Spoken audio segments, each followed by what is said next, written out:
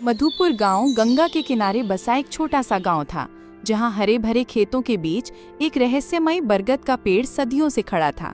उसकी विशाल जड़ें किसी प्राचीन सर्प की तरह जमीन में गहराई तक फैली हुई थीं और उसकी मोटी घुमावदार शाखाएं आसमान को छू रही थीं, जैसे वे ब्रह्मांड के अनगिनत रहस्यों को अपने भीतर समेटे हुए हों। गांव वाले इसे रहस्य का पेड़ कहते थे और इसके नाम के पीछे सिर्फ कहानियां नहीं, बल्कि सदियों पुराने डर और अनसुलझे रहस्य छिपे थे। हर रात सूर्यास्त के बाद उस पेड़ के पास से अजीब और डरावनी आवाजें सुनाई देती थीं। कभी बच्चों की डरावनी खिलखिलाहट जो अचानक शांत हो जाती, कभी किसी बूढ़े की कराह जो हवा में घुल जाती,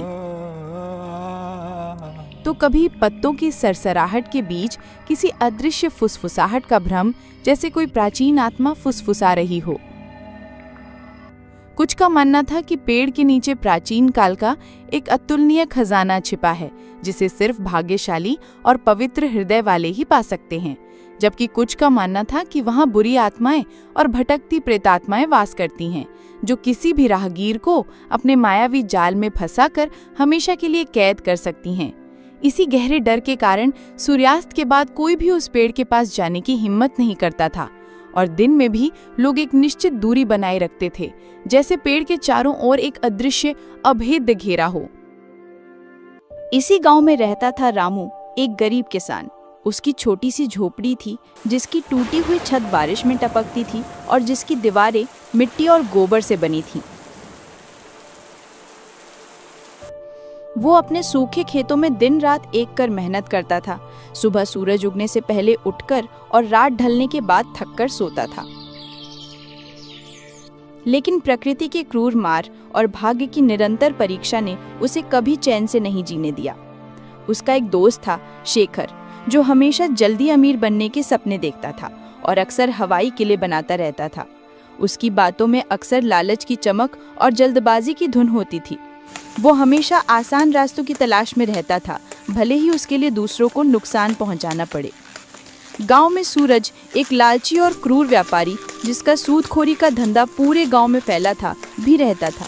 सूरज किसी भी कीमत पर लोगों की जमीनें हथियाने और उन्हें अपने अधीन रखने को तैयार रहता था। और फिर थी कलावती, एक बुजुर्ग रहस्यमयी महिला जो गांव के बाहर एक टूटे फूटे घर में रहती थी। उसके बारे में कहा जाता था कि उसे जड़ी बूटियों और प्राचीन विद्या का गहरा ज्ञान था और कुछ लोग उसे डायन भी कहते थे, जबकि कुछ उसे गांव की पुरानी कहानियों का जीवित संग्रह मानते थे। कलावती का घर गांव के बाहरी छोर पर था, जहां जंगली झाड़ियां और सन्नाटा पसरा रहता था। लोग उससे डरते भी थे, उसकी रहस्यमयी शक्तियों और उसकी अजीबोगरीब हरकतों के कारण, और जरूरत पड़ने पर उसके पास जाते भी थे अपनी समस्याओं का हल ढूंढने या भविष्य जानने के लिए। रामू की जिंदगी मुश्किलों से भरी थी। लगातार 2 साल से सूखे की चपेट में उसके खेत बंजर हो रहे थे। जमीन सूखकर दरारें पड़ने लगी थीं और वो सूरज का बड़ा कर्ज चुकाने में असमर्थ था। सूरज का कर्ज बढ़ता जा रहा था और उसकी आंखों में रामू की जमीन हथियाने की चमक साफ दिख रही थी, जैसे वो एक भूखा भेड़िया हो जो अपने शिकार का इंतजार कर रहा हो। एक सुबह जब रामू अपने खेत में निराश बैठा था, सूरज अपने कुछ लठैतों के साथ वहां आया। उसकी चाल में घमंड और आंखों में क्रूरता थी, जैसे वो अपने शिकार पर टूट पड़ने को तैयार हो। रामू, कब तक इस बंजर जमीन को सींचेगा? देख रहा हूं तेरी मेहनत भी अब पानी मांग रही है और तेरे हाथ की लकीरें भी सूख गई हैं। इसे मुझे बेच दे, मैं तुझे तेरी औकात से भी ज्यादा पैसे दूंगा, ताकि तू अपनी झोपड़ी तो बचा सके और अपने परिवार को 2 वक्त की रोटी खिला सके। वैसे भी तेरा खेत अब किसी काम का नहीं। सूरज, ये जमीन मेरे बाप दादा की निशानी है। मेरी रगों में उनका खून है और ये जमीन मेरी आत्मा है। ये सिर्फ मिट्टी नहीं, मेरा वजूद है। मैं इसे नहीं बेचूंगा, चाहे कितनी भी मुसीबत आए। मैं अपनी आखिरी सांस तक इसके लिए लड़ूंगा। ठीक है, लेकिन याद रख, गरीबी और भूख तुझे झुकाएगी। जब भूख नाचती है तो ज़मीर भी बिक जाता है और इंसान अपने सिद्धांतों को भी भूल जाता है। वह अपने लठैतों के साथ चला गया, लेकिन उसकी आंखों में एक अजीब सी खतरनाक चमक थी, जैसे उसने कोई बहुत बड़ी गुप्त योजना बना ली हो। रामू जानता था कि सूरज सिर्फ धमकी नहीं दे रहा था, बल्कि वह अपनी बात पर अटल था और कुछ बड़ा करने की फिराक में था।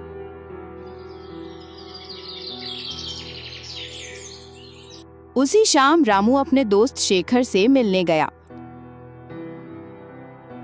शेखर हमेशा जल्दी अमीर बनने की नई नई योजनाएं बनाता रहता था, चाहे वो गांव में चोरी छिपे जुए का अड्डा हो या जंगल से दुर्लभ जड़ी बूटियां निकालने की बात।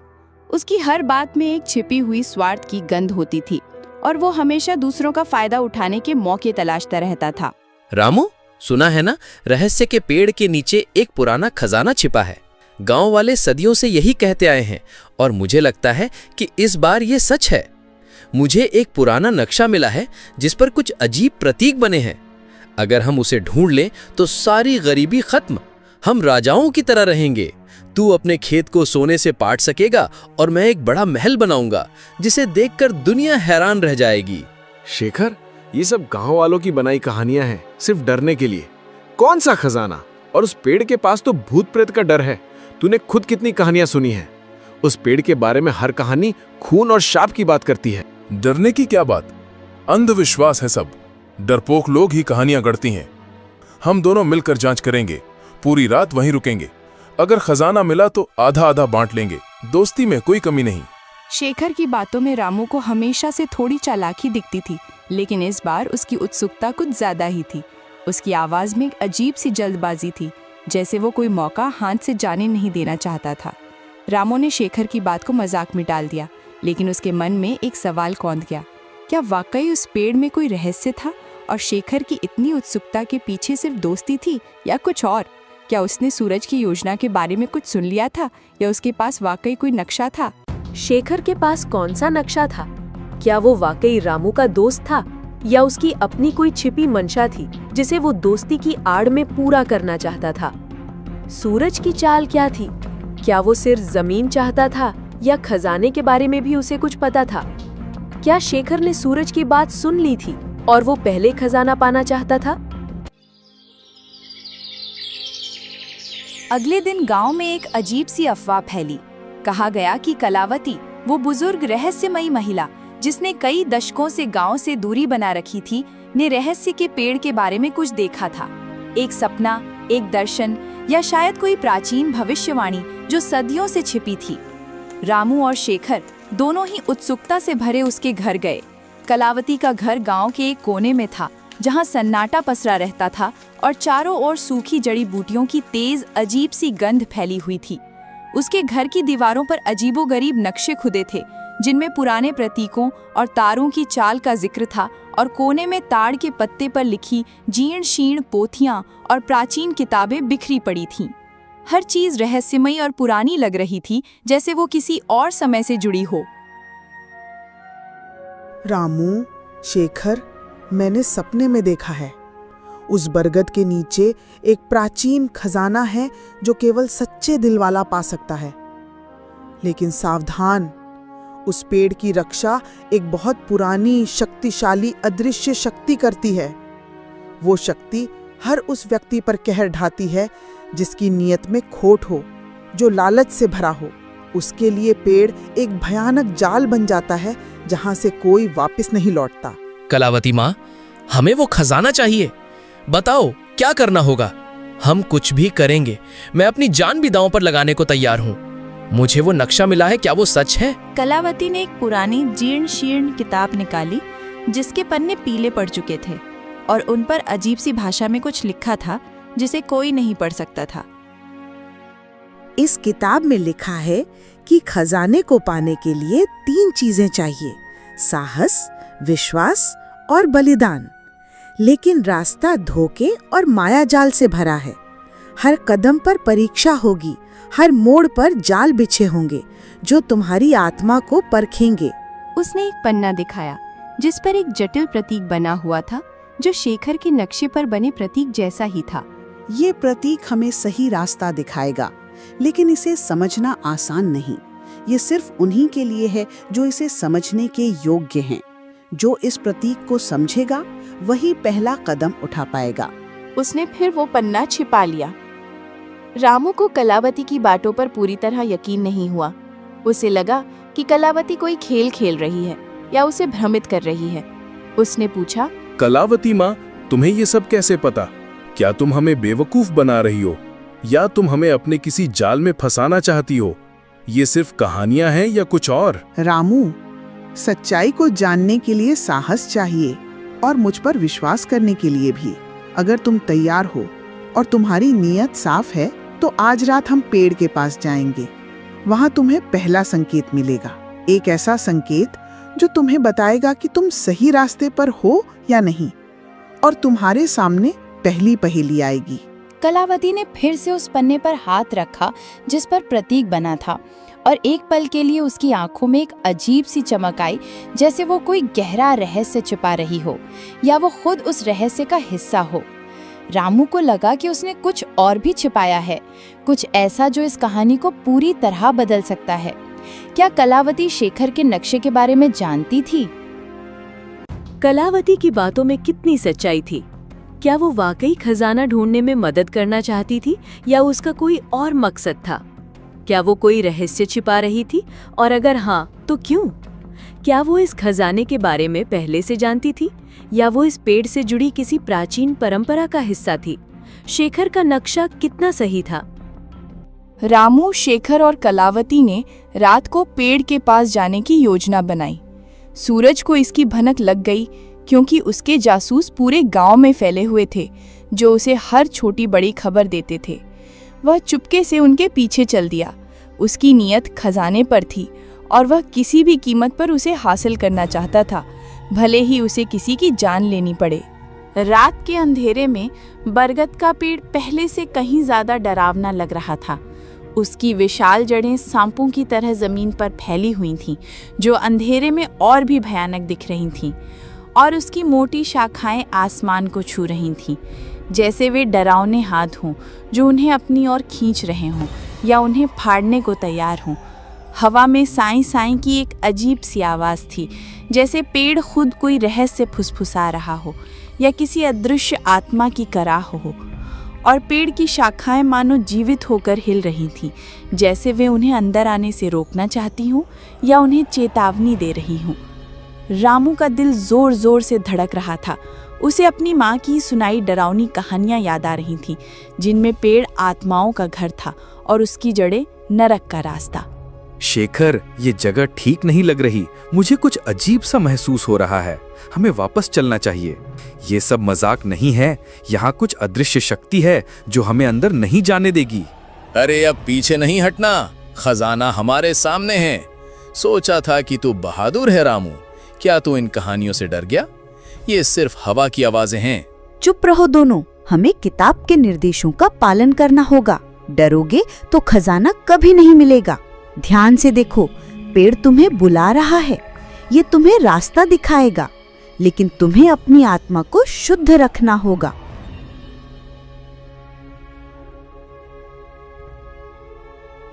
कलावती ने अपनी जीर्ण शीर्ण किताब खोली और एक पुराना जटिल मंत्र पढ़ा, जिसकी भाषा किसी को समझ नहीं आ रही थी, लेकिन उसकी गूंज दिल को कंपा रही थी।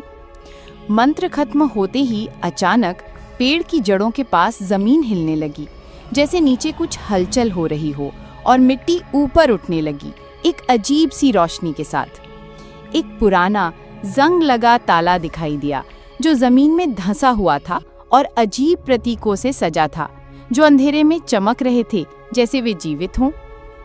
देखा रामू, मैंने कहा था ना, खजाना यही है। हम अमीर बनने वाले हैं। हम सब मुसीबतों से बाहर निकल जाएंगे। अब बस इसे खोलना है।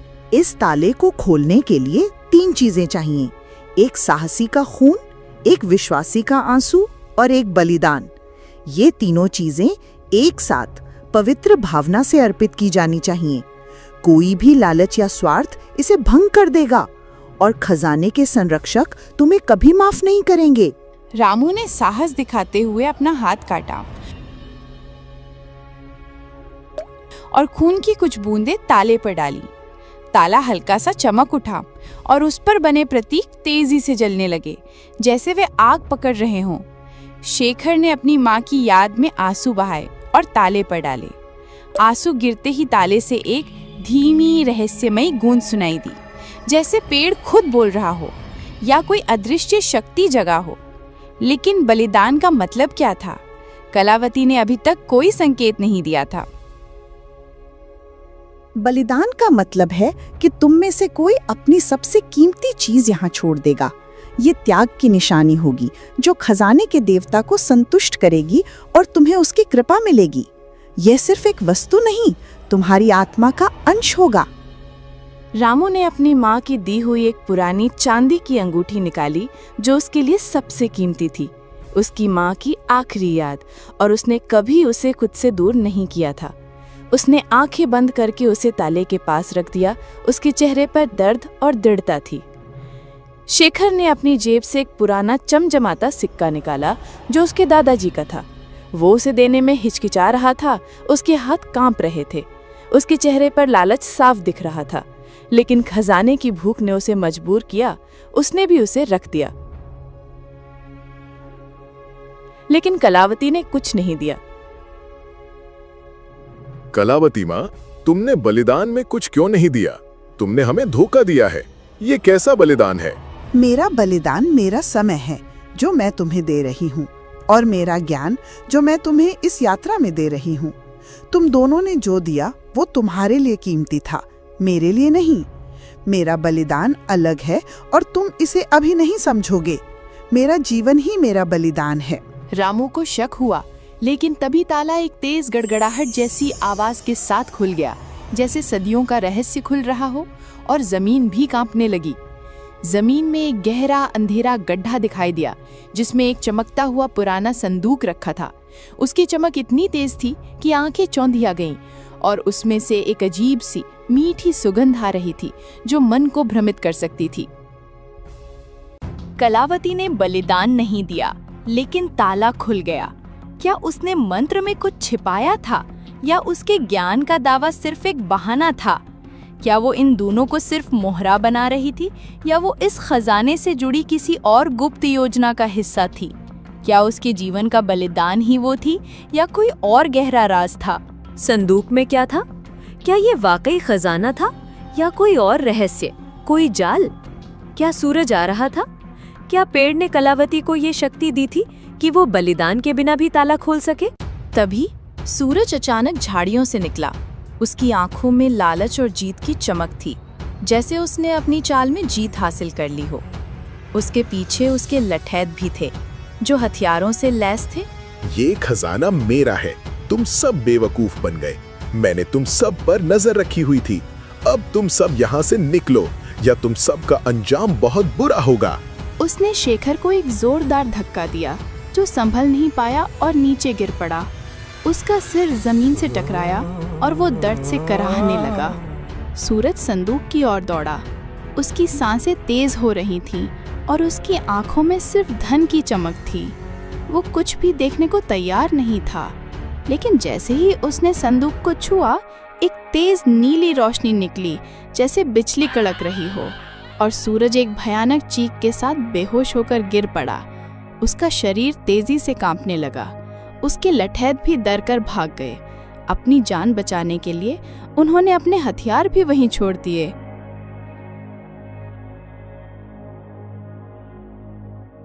ये क्या हुआ? ये संदूक तो शापित है। ये तो भूत प्रेतों का काम है। हमें यहाँ से भागना चाहिए, नहीं तो हम भी यहीं फंस जाएंगे। मैंने कहा था ना, खजाना केवल सच्चे दिल वाला पा सकता है। सूरज का लालच उसे ले डूबा। ये सिर्फ एक चेतावनी थी जो सच्चे खजाने की ओर इशारा कर रही थी। ये संदूक केवल अयोग्य लोगों को दूर रखता है और उन्हें सबक सिखाता है। रामू ने संदूक को छूने की कोशिश की, लेकिन कलावती ने उसे रोका। रुको रामू, ये संदूक असली खजाना नहीं है। ये सिर्फ एक रक्षक है जो अयोग्य लोगों को दूर रखता है। असली खजाना पेड़ की जड़ों में और भी गहराई में छिपा है।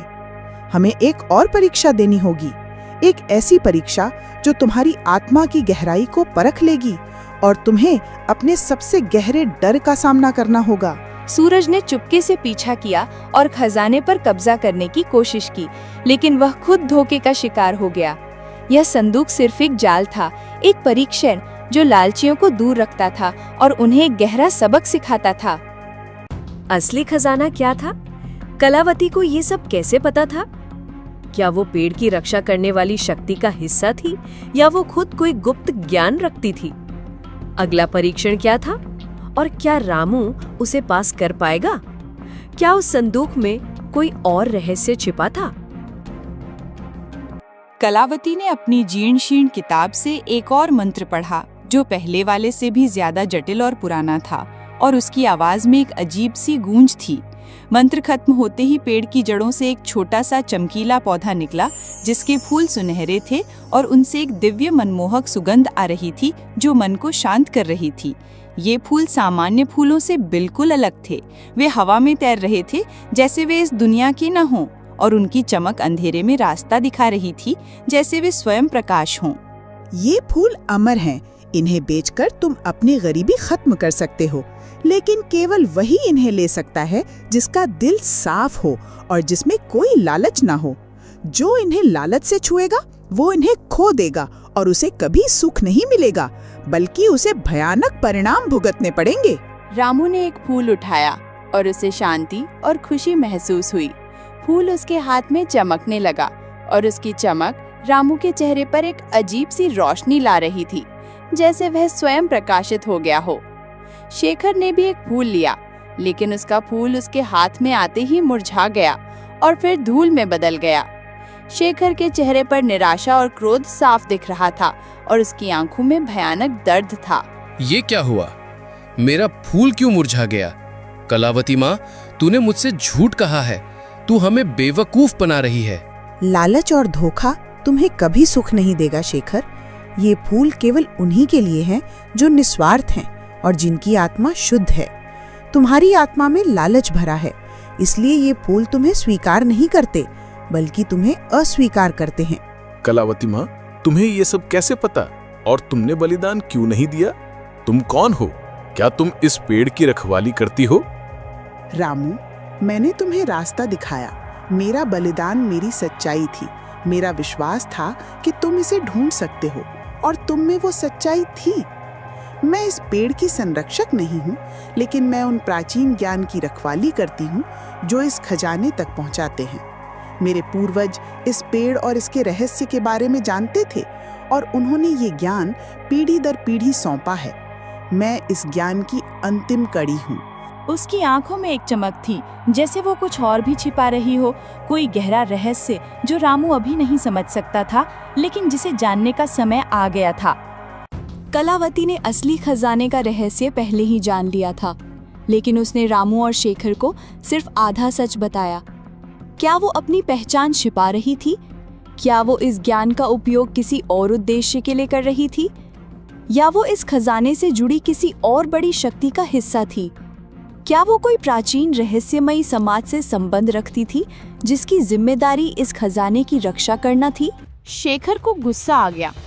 उसने सोचा कि कलावती उसे बेवकूफ बना रही है और वह अकेला ही सारे फूल हड़पना चाहती है। उसने रामू से कहा, रामू, ये कलावती माँ हमें बेवकूफ बना रही है। सारा खजाना वो खुद लेना चाहती है। ये सब उसका नाटक है। हमें यहाँ से भागना चाहिए। शेखर ने कलावती पर हमला करने की कोशिश की। उसकी आंखों में गुस्सा और लालच साफ दिख रहा था। वो तलवार की तरह कलावती की ओर लपका, लेकिन तभी पेड़ की शाखाएं तेजी से हिलने लगी और एक अजीब सी डरावनी आवाज गूंजी, जैसे पेड़ खुद बोल रहा हो या किसी अदृश्य शक्ति ने आवाज दी हो जो शेखर को चेतावनी दे रही थी। शेखर डर के मारे पीछे हट गया। उसका शरीर कांप रहा था और उसके हाथों से तलवार छूट गई, जैसे वो जल रही हो। शेखर, तू मेरा दोस्त है, फिर भी तुझ में इतना लालच है। कलावती माँ सही कह रही है, खजाना सच्चाई का है, लालच का नहीं। तूने मेरी दोस्ती का भी अपमान किया है और अब इस पवित्र स्थान को भी अपवित्र कर रहा है। शेखर ने अपनी गलती मानी, लेकिन उसकी आंखों में लालच अभी भी था, एक ऐसी भूख जो मिटने का नाम नहीं ले रही थी, जैसे वो उसके खून में समा गई हो। उसने चुपके से एक और सुनहरा फूल तोड़ने की कोशिश की, इस बार और तेजी से। उसने सोचा कि कोई उसे देख नहीं रहा। उसने फूल तोड़ लिया और भागने की कोशिश की, लेकिन जैसे ही वो गांव की ओर भागा, फूल उसके हाथ में जलने लगा और फिर राख में बदल गया। एक अजीब सी ऊर्जा ने उसे पीछे धकेला और वो जमीन पर गिर पड़ा। उसके शरीर में भयानक दर्द होने लगा और उसे लगा कि उसकी आत्मा जल रही है। शेखर ने रामू और कलावती को धोखा देने की कोशिश की, लेकिन उसका लालच उसे ले डूबा। पेड़ ने खुद उसे सजा दी, ये दिखाते हुए कि प्रकृति कभी लालच का साथ नहीं देती और उसके नियम बहुत कठोर होते हैं।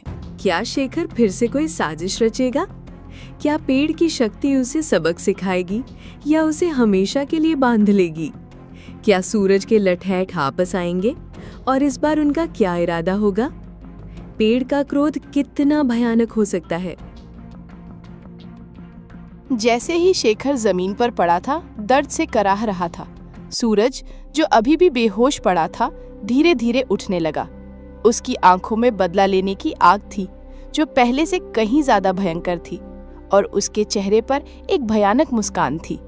उसने रामू को देखा, जिसके पास अभी भी चमकीला सुनहरा फूल था, और उसकी आंखों में ईर्ष्या साफ झलक रही थी। तो ये है असली खजाना, मैं इसे नहीं छोड़ूंगा, ये मेरा है, अब कोई मुझे रोक नहीं पाएगा। उसने रामू पर हमला किया।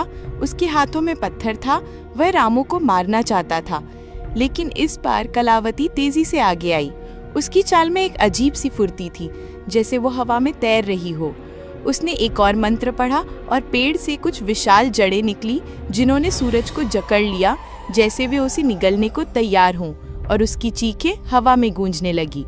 सूरज चीखने लगा, उसकी आवाज जंगल में गूंजी, लेकिन वह हिल नहीं पा रहा था। लालच तुम्हें हमेशा अंधेरे की ओर ले जाएगा सूरज। ये पेड़ तुम्हें तब तक नहीं छोड़ेगा जब तक तुम अपने पापों का प्रायश्चित नहीं कर लेते और अपनी नीयत साफ नहीं कर लेते। प्रकृति कभी अन्याय का साथ नहीं देती और वो अपने संरक्षकों की रक्षा करती है। रामू ने सूरज को देखा और उसे दया आ गई। उसने कलावती से कहा, कलावती माँ, इसे छोड़ दो, इसे एक मौका दो, शायद ये अपनी गलती समझ जाए और सही रास्ते पर लौट आए। कलावती ने अपनी आंखें बंद की और जड़ें धीरे धीरे ढीली पड़ गईं। सूरज उठा, उसका चेहरा पीला पड़ गया था और उसकी आंखों में डर और पछतावा था। वो जानता था कि उसने क्या खो दिया था और पेड़ ने उसे क्या सबक सिखाया था। वो बिना एक शब्द कहे भागा। उसकी परछाई अंधेरे में खो गई, जैसे वो कभी था ही नहीं। क्या सूरज सच में बदल गया था या वो फिर से कोई चाल चलेगा? क्या ये खजाना रामू के जीवन में शांति लाएगा या और मुश्किलें? क्या कलावती अब अपना अंतिम रहस्य उजागर करेगी और क्या उसके जाने का समय आ गया था? जैसे ही सूरज भागा, कलावती रामू की ओर मुड़ी। उसकी आंखों में अब कोई रहस्य नहीं था, बल्कि एक गहरी शांति और ज्ञान था, जैसे उसने अपना जीवन भर का कर्तव्य पूरा कर लिया हो। उसके चेहरे पर एक अजीब सी चमक थी, जो पहले कभी नहीं दिखी थी। रामू, अब समय आ गया है कि मैं तुम्हें अपना अंतिम रहस्य बताऊं। मैं सिर्फ एक जड़ी बूटी बेचने वाली रहस्यमयी बुजुर्ग महिला नहीं हूं। मैं इस बरगद के पेड़ के प्राचीन संरक्षकों में से एक हूं। मेरे पूर्वज सदियों से इस खजाने और इसकी शक्ति की रक्षा करते आए हैं। ये खजाना सिर्फ भौतिक धन नहीं है, बल्कि ये जीवन का संतुलन है, प्रकृति की शक्ति का प्रतीक। ये सुनहरे फूल सिर्फ धन नहीं देते, बल्कि ये शुद्ध ऊर्जा हैं, जो धरती को उर्वर बनाती हैं और दिलों को शुद्ध करती हैं। ये पेड़ सिर्फ एक पेड़ नहीं, बल्कि प्रकृति की आत्मा है, और इसका खजाना उसकी जीवनदायिनी शक्ति। तो तुम पहले से ये सब जानती थी और तुम यहाँ क्यों रुकी थी? हाँ रामू, मैंने तुम्हें और शेखर को इसलिए लाया क्योंकि मैं जानना चाहती थी कि तुम में से कौन सच्चा है और कौन इस खजाने का हकदार है। शेखर के लालच ने उसे भटका दिया और उसे अपनी गलतियों से सीखना होगा। सूरज की क्रूरता ने उसे दूर कर दिया, लेकिन उसे भी सबक मिल गया। लेकिन तुमने अपनी सच्चाई, दया और निस्वार्थ भाव से खुद को साबित किया। तुम ही इस खजाने के वास्तविक उत्तराधिकारी हो। उसने एक और फूल रामू को दिया। ये फूल अनंत हैं, जब तक इनका उपयोग अच्छे के लिए किया जाएगा। जब तुम इन्हें बेचोगे तो ये तुम्हारी गरीबी दूर करेंगे, लेकिन इनका असली मूल्य तुम्हारी मेहनत और ईमानदारी से बढ़ेगा और ये तुम्हारी आत्मा को और भी शुद्ध करेंगे। कलावती ने अपनी आंखों में एक अजीब सी चमक के साथ कहा, मेरा बलिदान रामू इस खजाने के रहस्य को इतने सालों तक अपने भीतर छिपाए रखना था। मेरी जिम्मेदारी थी कि मैं सही व्यक्ति को ये रास्ता दिखाऊं और इस प्राचीन ज्ञान को आगे बढ़ाऊं। अब मेरी जिम्मेदारी पूरी हुई। इस पेड़ की शक्ति और इसका ज्ञान अब तुम्हारे साथ रहेगा। कलावती का शरीर धीरे धीरे पारदर्शी होने लगा और फिर वो हवा में घुल गई, जैसे वो कभी वहां थी ही नहीं, या जैसे वो किसी और रोग से आई थी और अब अपनी असली घर लौट रही थी। उसकी आवाज रामू के कानों में गूंजती रही। रामू अकेला रह गया। उसके हाथ में सुनहरे फूल थे और उसके मन में एक गहरा रहस्य और एक नई जिम्मेदारी। उसने महसूस किया कि कलावती सिर्फ एक बुजुर्ग महिला नहीं थी, बल्कि वह प्रकृति का ही एक अंश थी, या कोई प्राचीन आत्मा जो इस खजाने की रक्षा कर रही थी।